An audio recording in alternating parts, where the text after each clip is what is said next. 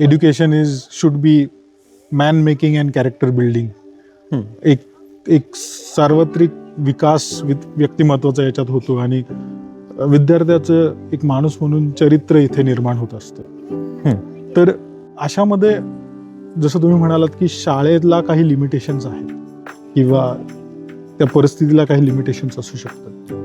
मुलांमध्ये हा परिणाम जर हे शिक्षणाचा आविष्कार पुढे आपण न्यायचा असेल, त्यांच्यातलं कौतूहल असेल, क्युरियोसिटी आपण ज्याला म्हणतो, की त्यांच्यातलं शिक्षण घेण्याचं आवड असेल, ही तेवत ठेवायची असेल, तर असे काय बदल आपल्याला घडवावे लागतात? मग ते शाळेमध्ये असतील किंवा घरी असतील?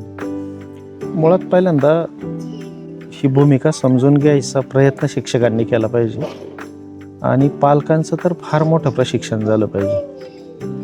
आम्ही आता 29 वर्ष या क्षेत्रामध्ये आम्ही काम करतोय, पण माझं ठाम मत आहे की मुलांच्या ऐवजी पालकांना शिकवायला पाहिजे, तर ते शिक्षण चांगलं होऊ शकतं. बरोबर.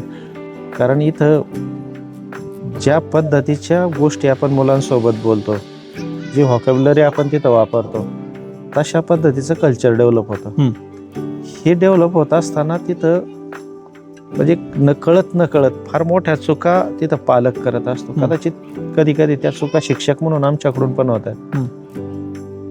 आम्ही स्वतःला फार अपग्रेड करून घेणं गरजेचं आहे.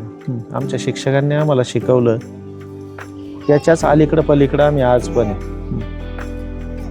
जग कुठं चाललंय, गरजा काय आहेत ह्या जगाच्या, पुढचं भविष्य काय असणार आहे, किंवा योग्य पद्धत कोणती, योग्य साध्य कोणती, काय आपल्याला यातून नेमकं करायचंय, या सगळ्याबद्दल खूप अज्ञान असल्यासारखं वाटतं अनेक वेळा. तर महत्त्वाचं म्हणजे आपण त्यांच्या जडणघडणीसाठी ह्या 2 घटकांनाच आपण जबाबदार मानतो.